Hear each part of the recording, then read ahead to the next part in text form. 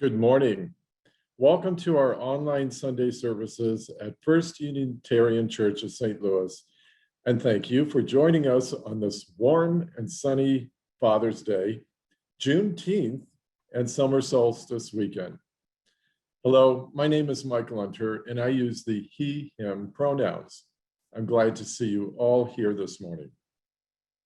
I especially want to welcome any visitors or newcomers. If you're new to our congregation, please fill out a newcomer form found at the link in the chat window. In the chat, you can also find a few other useful links, including today's order of service, our YouTube channel, where service recordings are posted, and information about our religious education program for families with children.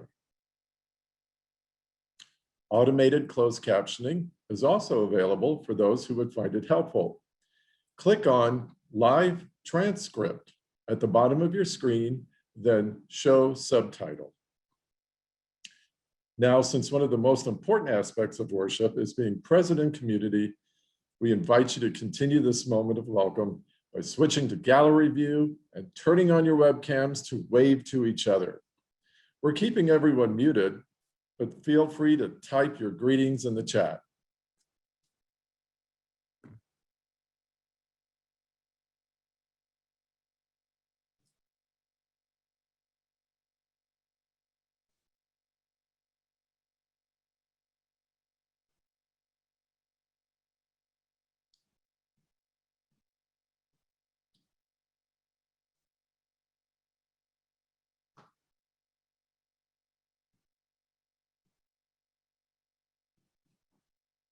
It's so good to see you all.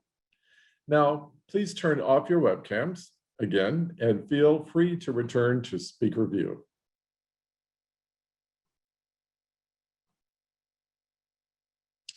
Welcome to this religious community where we strive to be a welcoming congregation, inspiring lives of loving kindness and integrity by nurturing spirituality, building community, and advancing justice. We are glad you are part of our community this morning.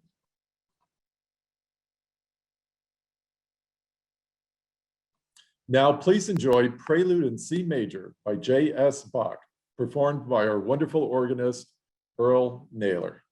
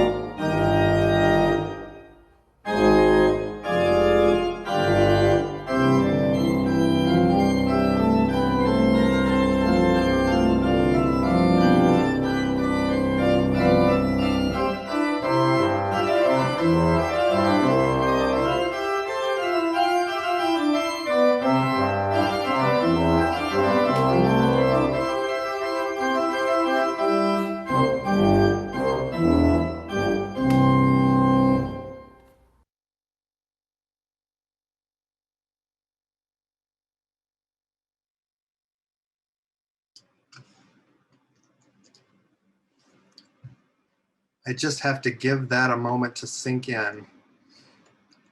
Thank you, Earl. That is fabulous.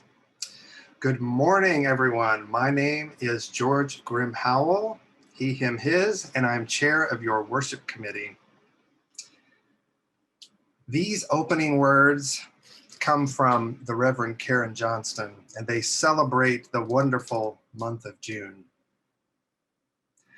On this day, on this Sunday, on this day like every other day, on this day which is its own day, there is a wide welcome for all to be here now. On this day we say, hey there, Pride Month, with the 5-year grief of the Pulse Massacre and the 52-year heck yes of the Stonewall Uprising. We love you and all your people, for you are our people in your lavish loving, your myriad identities and orientations and truths which make the human family full, abundant, better. Hey there, Juneteenth, long-time African-American holiday, now a state, yay New Jersey, and federal, yay USA, holiday. Not just overnight, but after decades of longing and organizing by Black elders, let us show them respect. For this is truly an American holiday of freedom and liberation.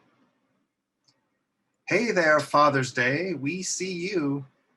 Fathers of all kinds, journeys outside narrow gender expression and refusals of toxic masculinity, as we raise up the radical idea that men have the full human capacity to nurture. Hey there, summer solstice. Tonight, longest day of the year, late evening light as invitation to adjust our groove to natural cycles and ancient rhythms. May we accept your gift to claim our full participation in the interdependent web of all existence.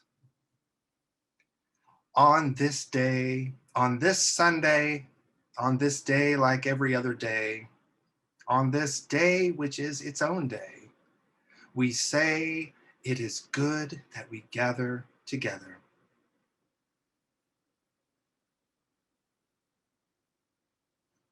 And now let us sing with gratitude our opening hymn, number 124, Be That Guide. But just a heads up, you will have to do the singing all yourself this morning.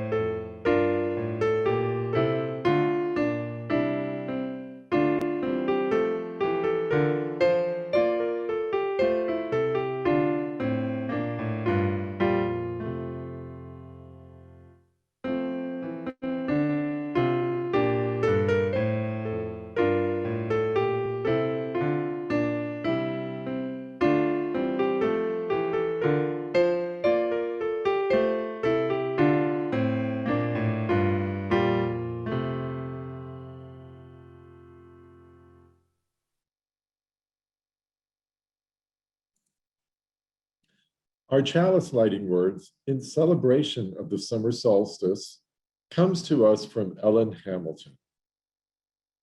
In faith, together, We light this small scrap of light, symbol of grandfather's son's enormous power, whose energy burns so brightly in these days of deep summer, catapulting the leaves and vines, vegetables, flowers, and fruits to astonishing size, lengths, and heights, spilling over the tops of cages, walls, and trellises, delighting and nourishing all beings.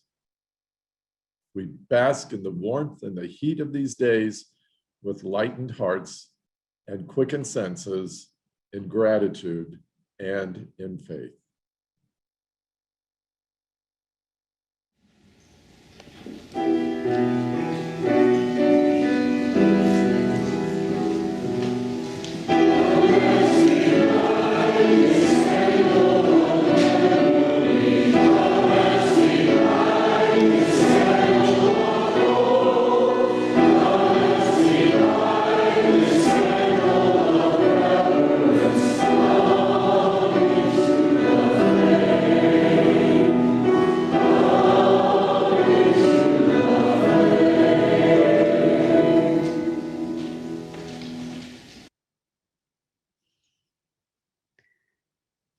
Good morning.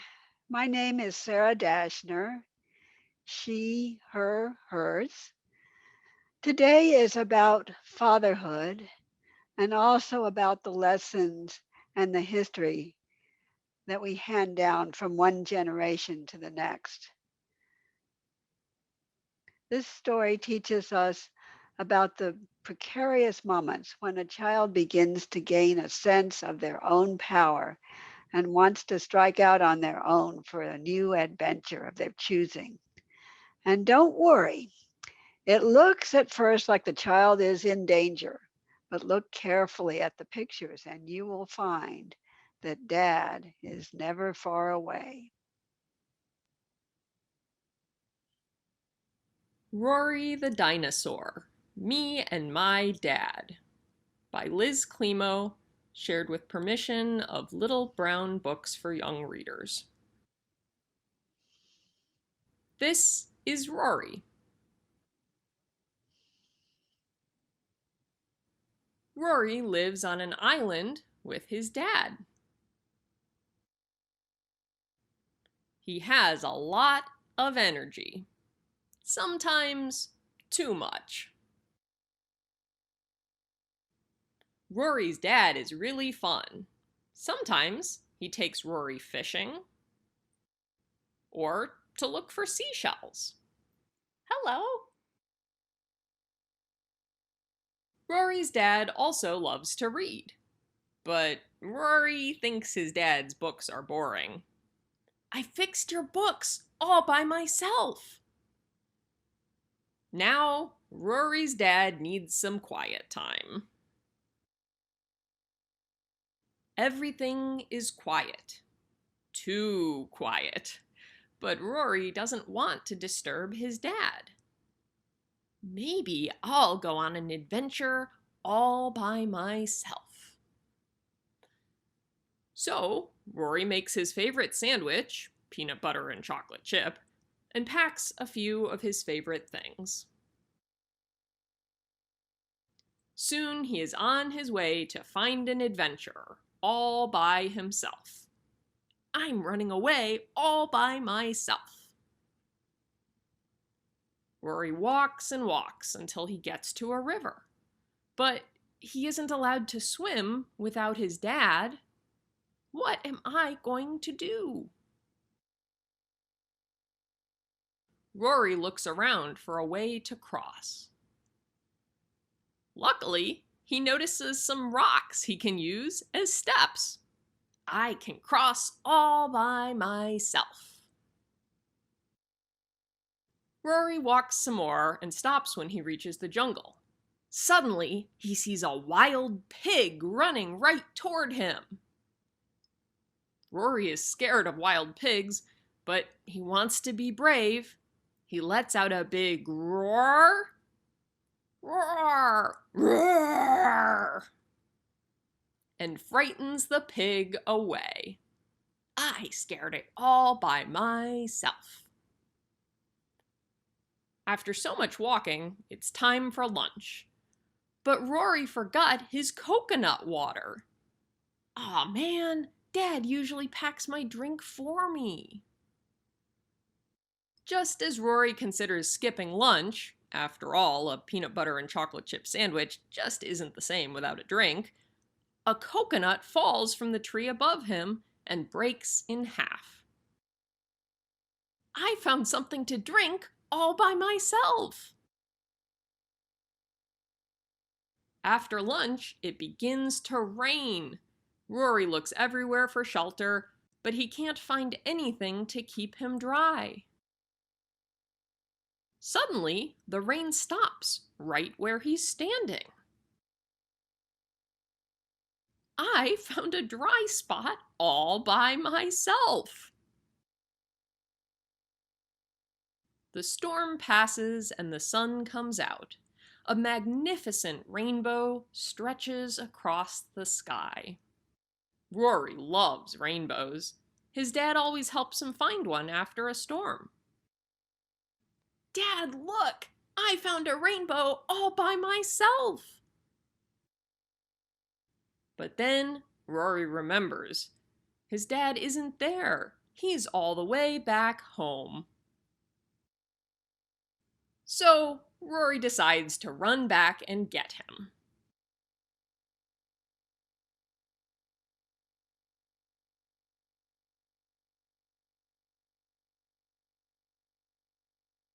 Rory tells his dad all about his journey. But I'll wait a while before I leave home again, Rory says. I don't want you to miss me too much. That sounds like a good plan, says Rory's dad. Together, they head back to the treehouse and dream of new adventures.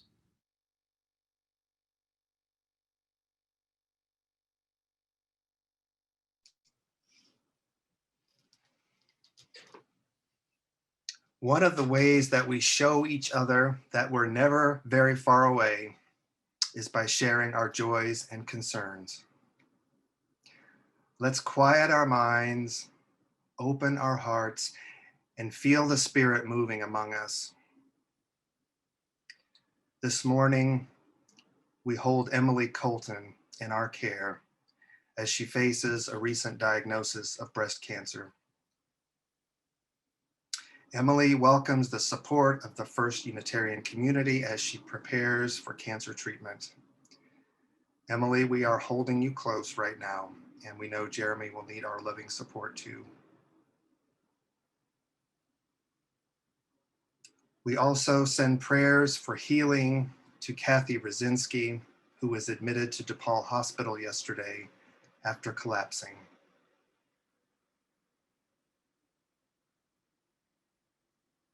I now invite you to type any sorrows or concerns you're holding into the group chat window.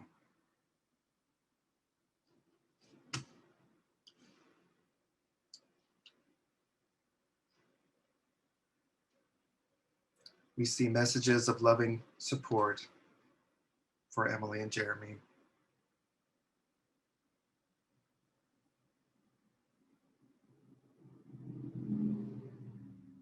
And gratitudes from Emily and Jeremy.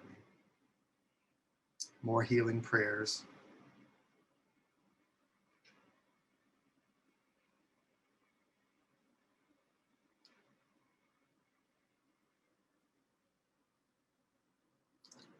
Wishes for anyone hurt at Wilton Manor's Pride. Prayers, and also prayers for Emily and Jeremy.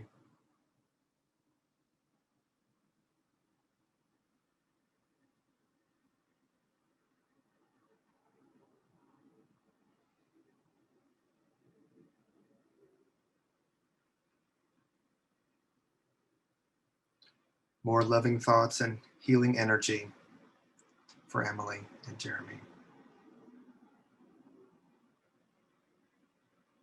We hold these sorrows along with those yet unnamed with tenderness and compassion.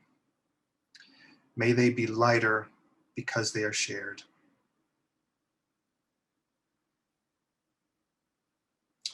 As a community, we also share our joys with one another. And today we celebrate the joy of our new national holiday, Juneteenth. We also celebrate, of course, the traditional day of Father's Day, in celebration of fatherhood. I now invite you to type any joys you wish to share into the group chat window.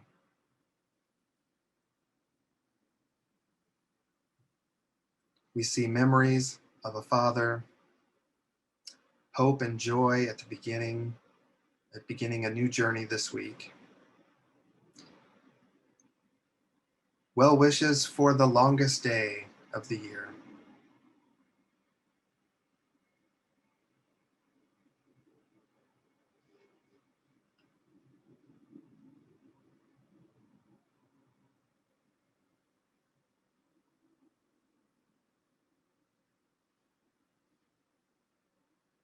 Gratitude to still have my father, grateful for what a good dad the husband is, watching for sunrise at Cahokia Mounds. A Father's Day remembrance reminding us how wonderful it is that our son's mom and I have remained friends. Thinking of a father who has passed in December and looking forward to a family gathering.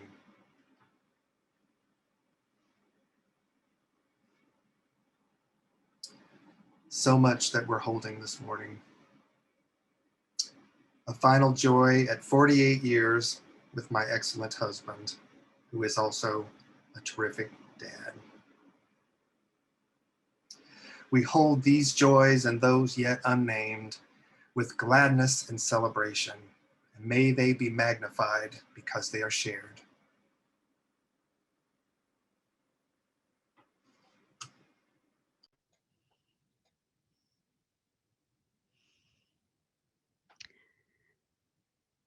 Today is Father's Day, when we honor the many facets of fatherhood, when we celebrate the inherited treasure that cannot be written on a balance sheet. Yesterday was Juneteenth, newly named as a national holiday to mark another step toward racial justice and to honor the work of generations since then to deliver us from racism. We recognize that intergenerational work is hard and uneven. However you are feeling about these holidays, you are welcome. I offer the words of encouragement by Cheryl Strayed from Tiny Beautiful Things. When it comes to our children, we do not have the luxury of despair. If we rise, they will rise with us every time, no matter how many times we've fallen before. I hope you will remember that the next time you fail. I hope I will too. Remembering that is the most important work as parents we can possibly do.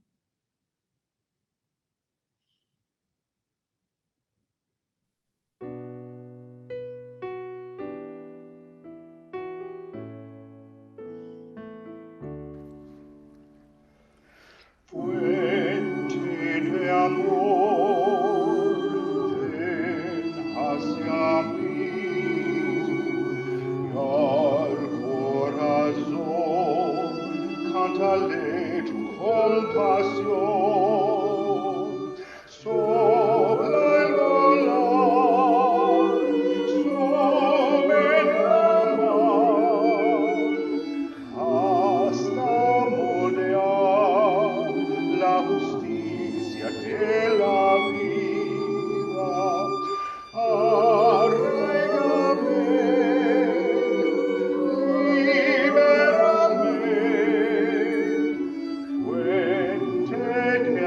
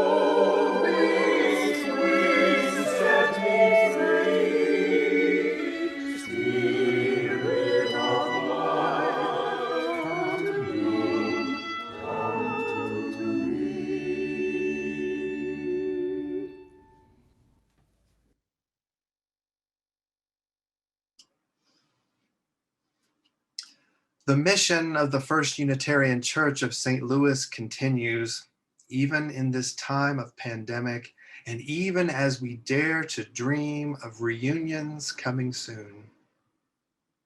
Our spiritual practice is to share the proceeds of the offering plate once a month with a nonprofit agency in our community whose mission is in alignment with our Unitarian Universalist values. And today's non-pledge offerings will be dedicated to Sherwood Forest. Sherwood Forest is a year-round youth development agency anchored in a residential summer camp where 80% of campers qualify for free or reduced lunch. Campers are 1st through 9th grade students, and programs are also offered for 10th grade through the completion of college through the Supports for Success program. We are not passing a physical plate, but there are many ways to donate, including by mail, online, or as you see on your screen, by text. Your generous support is needed now more than ever, so please give as you can. Listen now to our offertory music, A Horse with Wings, performed by Judy Meyer and Carolyn Toft.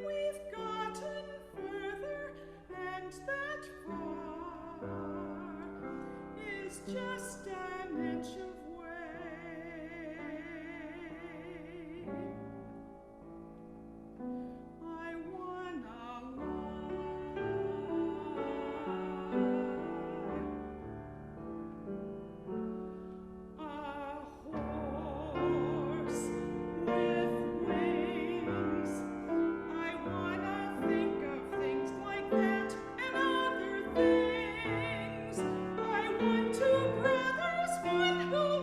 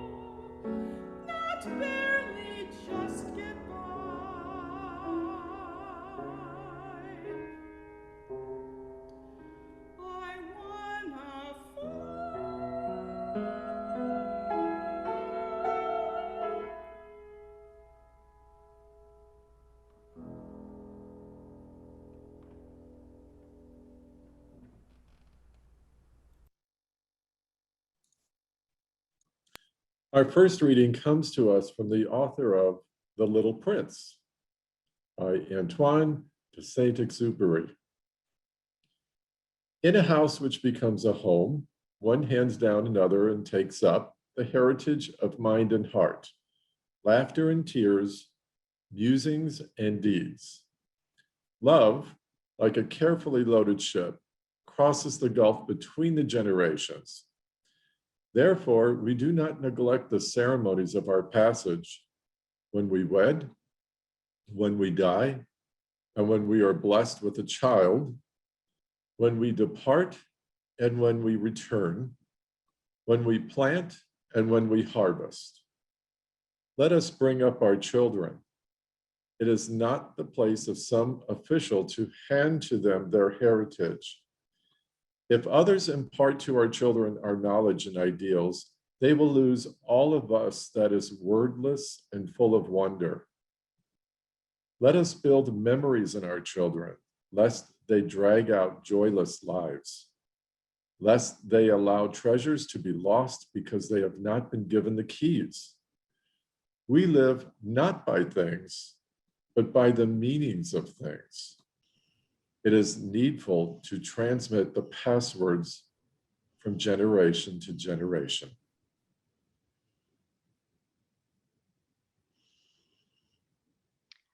I am going to scatter your father's ashes in the yard. This is the only real home he ever knew. My mother told me that in a long distance phone call.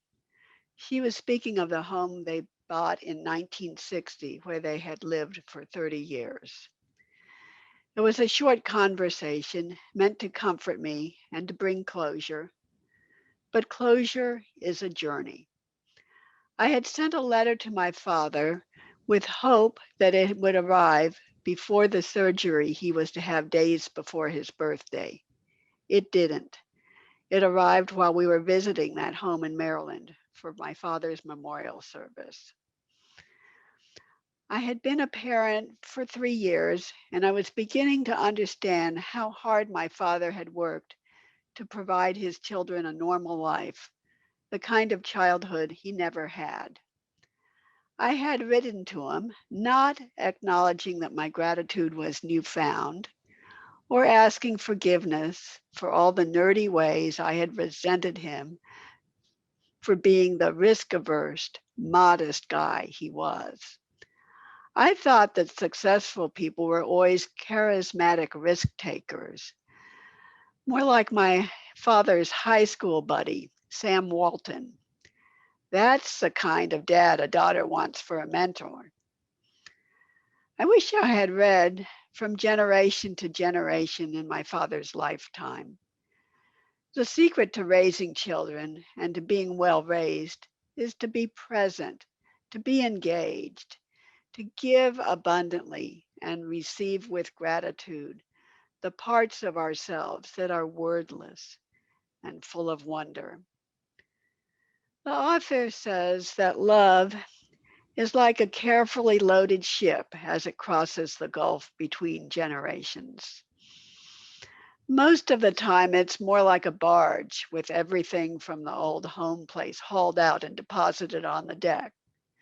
With luck, there will be a few boxes that a parent packed and labeled in a moment of clarity about the need to transmit the password from generation to generation. As a daughter, I regret how late in my father's life I unpacked those boxes that held the key to understanding all that he had put on board.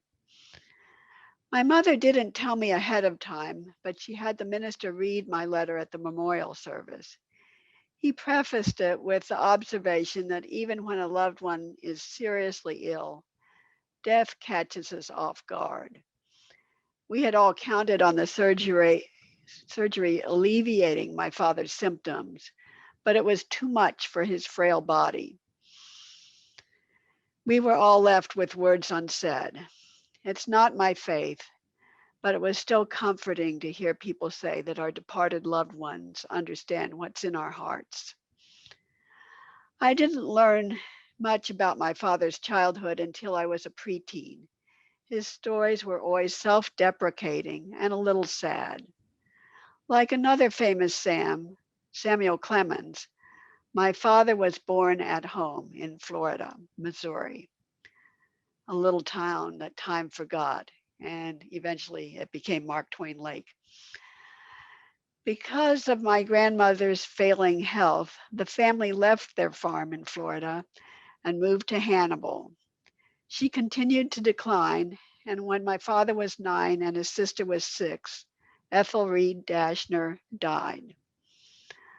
All the relatives were in agreement that his father could not keep the children. My father told me that no one wanted a temperamental boy. He was sent to live with the tenant farmers on his family's farm, while relatives competed over who would take his cute little sister. I was shocked at their lack of caring, but I learned much later that my father was relieved because he knew where he was going.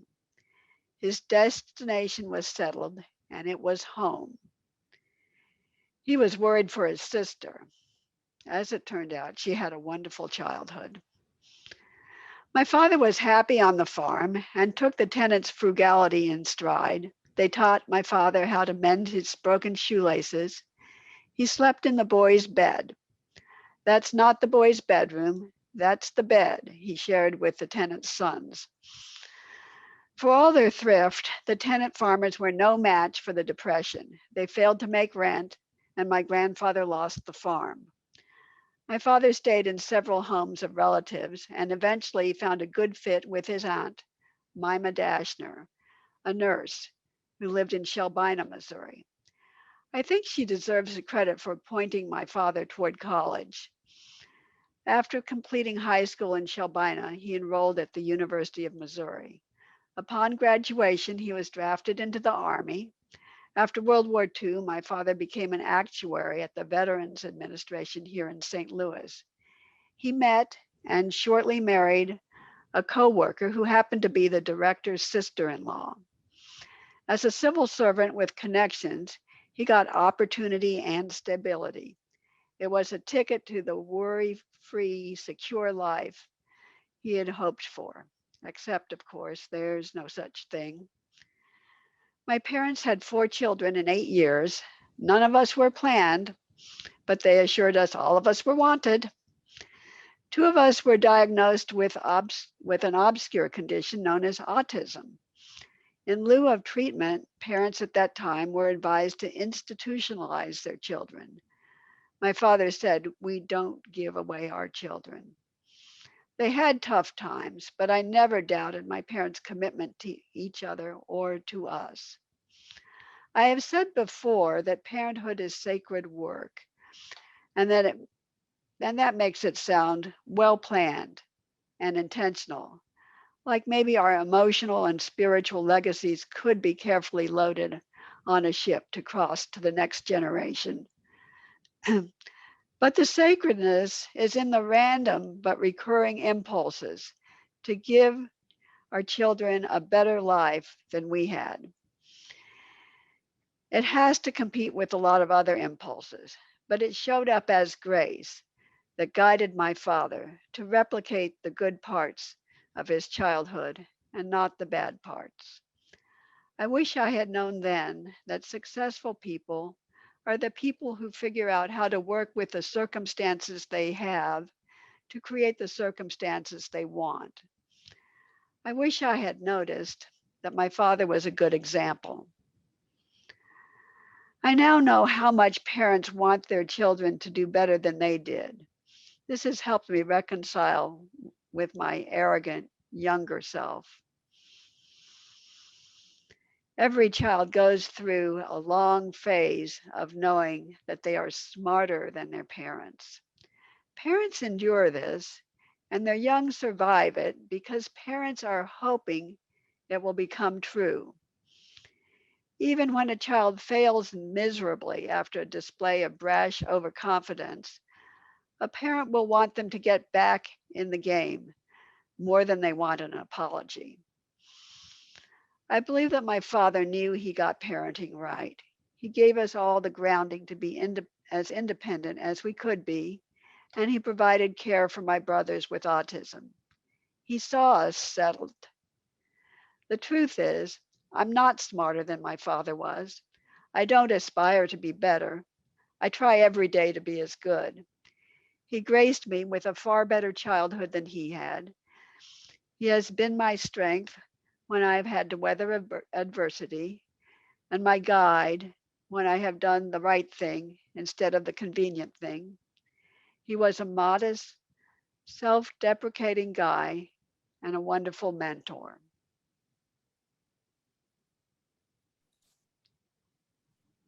Thank you, Sarah. That was beautiful. Our next reading is What is Juneteenth? This reading is an excerpt from a New York Times article by Derek Bryson Taylor describing the history of Juneteenth that some of us may not be fully aware of. On June 19th, 1865, about 2 months after the Confederate General Robert E. Lee surrendered at Appomattox, Virginia, Gordon Granger, a Union general, arrived in Galveston, Texas, to inform enslaved African Americans of their freedom and that the Civil War had ended.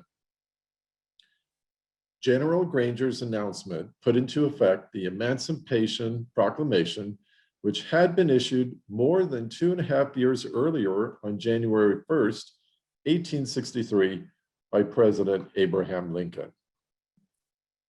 The holiday received its name by combining June and 19.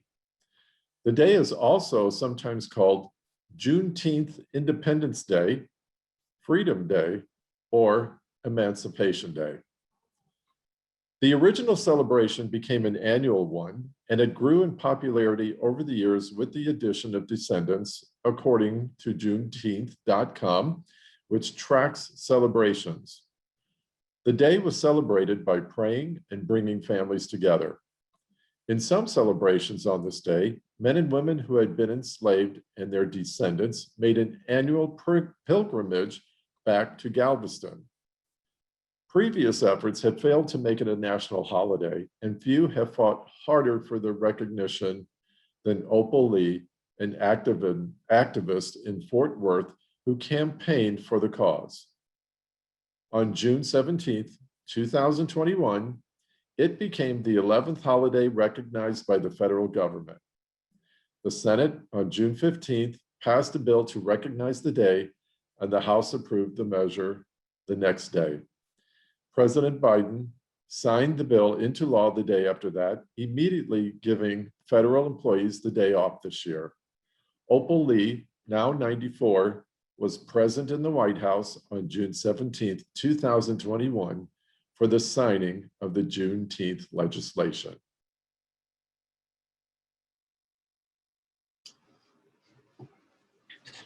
Good morning and welcome to Everything Sunday. We have so much to hold this day as we celebrate life, belonging, and liberation. Sarah spoke so poignantly of one family's journey and sacred groundedness that parents and caregivers of all kinds can create for children. The reading by Saint-Exupéry speaks of our longing to impart to the next generation our knowledge and ideals, how we must hand them the keys to unlock the meanings of things. The seemingly sudden arrival of a Juneteenth national holiday invites us to look a little differently at how, as a nation, we are handing down the keys of meaning to the next generation. Just a week ago, Juneteenth was probably not a topic of conversation in the vast majority of white households. This week, there are millions of conversations now going on about the meaning of Juneteenth. I offer a few brief reflections about the heritage we are transmitting to the next generation. First of all, for African American families and those close to them, Juneteenth is nothing new. They've been celebrating the final day of official liberation freedom for those last remaining enslaved people in Galveston, Texas, since 1866. My sense is not that those last enslaved folks hadn't gotten the message about emancipation. It was that the white slave owners would not let go of their power. Getting the cotton crop in was more important than freedom. It took the arrival of Union Army forces to finally liberate them, to finally make the 1863 Emancipation Proclamation real. Juneteenth is nothing new to the African American community. And since the annual Father's Day celebration was created in the late 20th century, Black families have often celebrated both days on the same weekend. For these families descended from formerly enslaved people, these were the keys of their heritage being handed down to their children. The heritage that liberation is coming and that it's always still coming. The heritage that they deserve the full rights and privileges that come with full citizenship in this country. And at the same time, the heritage that theirs is a very different history from the majority white culture. Perhaps most of all, their heritage is the certain knowledge that no one is free until everyone is free. For the dominant white culture, we now finally have public recognition of Juneteenth as a federal holiday. As this holiday slowly becomes embedded into the wider national consciousness, the next generation will inherit this day as, we hope, part of the ever-evolving fabric of American life. This challenges us today to begin helping our youth and children of all colors shape the national meaning of Juneteenth. But what exactly is that meaning once it becomes absorbed into the dominant culture? Will it remain irrelevant to most white folks and ghettoized as a quote unquote Black holiday that doesn't really apply to them? We can't let that happen. We can't let that happen, because the story of Juneteenth is a story of both African Americans and white oppressors.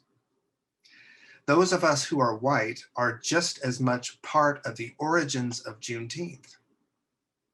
As we contemplate that historical moment in Galveston, we witness and participate in the struggle between oppression and liberation that still lives today within each of us.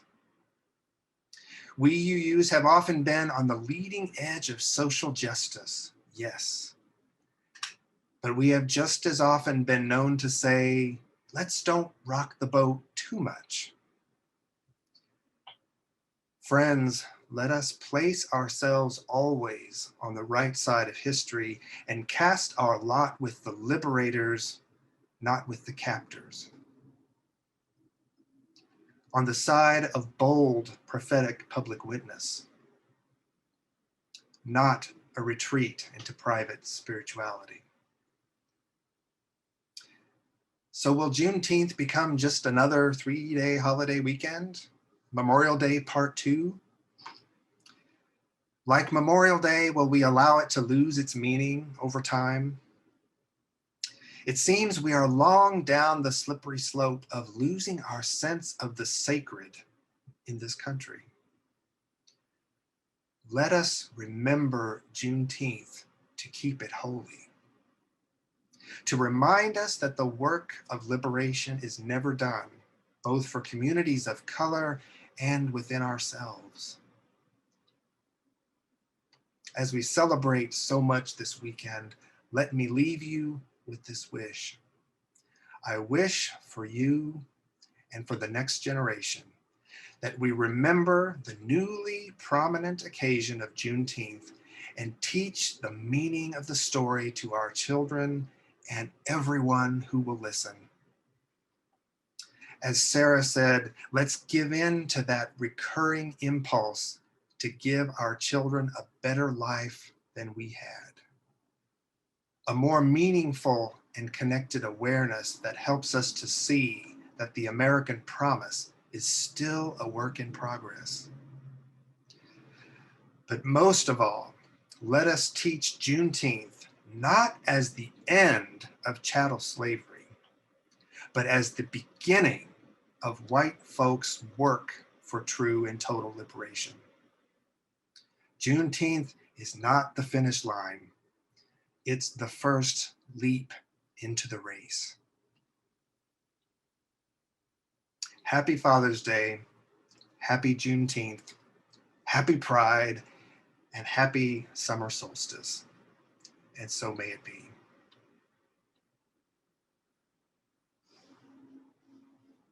Please join us in our closing hymn, our hymn of the month for June, number 311, Let It Be a Dance.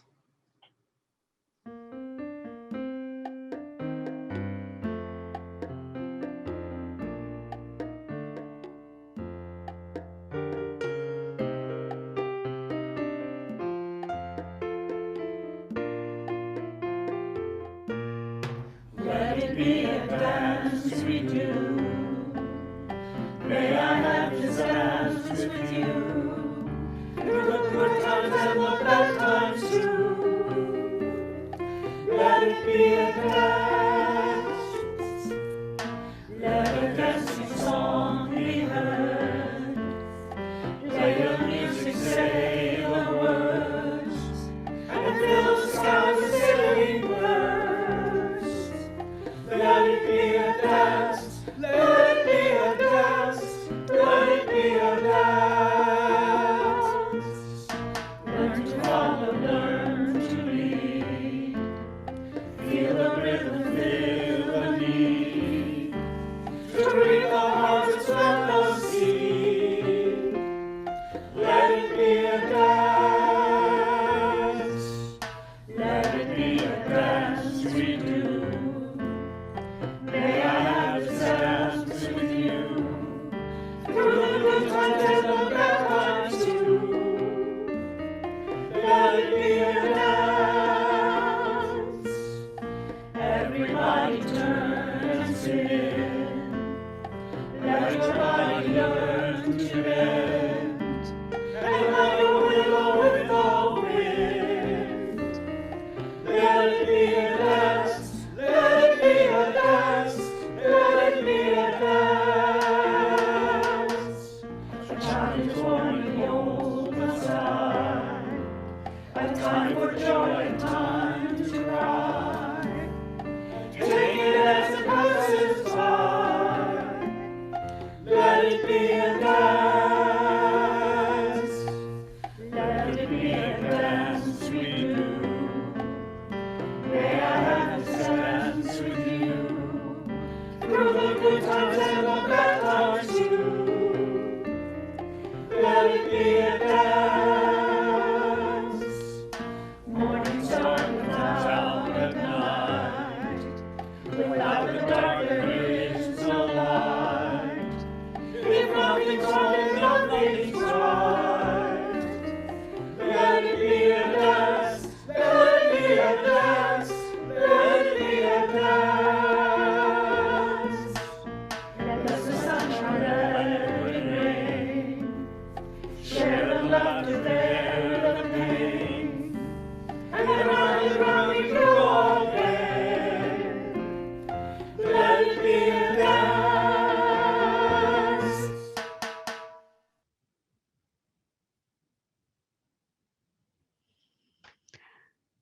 Our closing words come from Nancy Wood. Hold on to what is good, even it is a handful of earth. Hold on to what you believe, even if it is a tree which stands by itself. Hold on to what you must do, even if it is a long way from here. Hold on to my hand, even when I have gone away from you.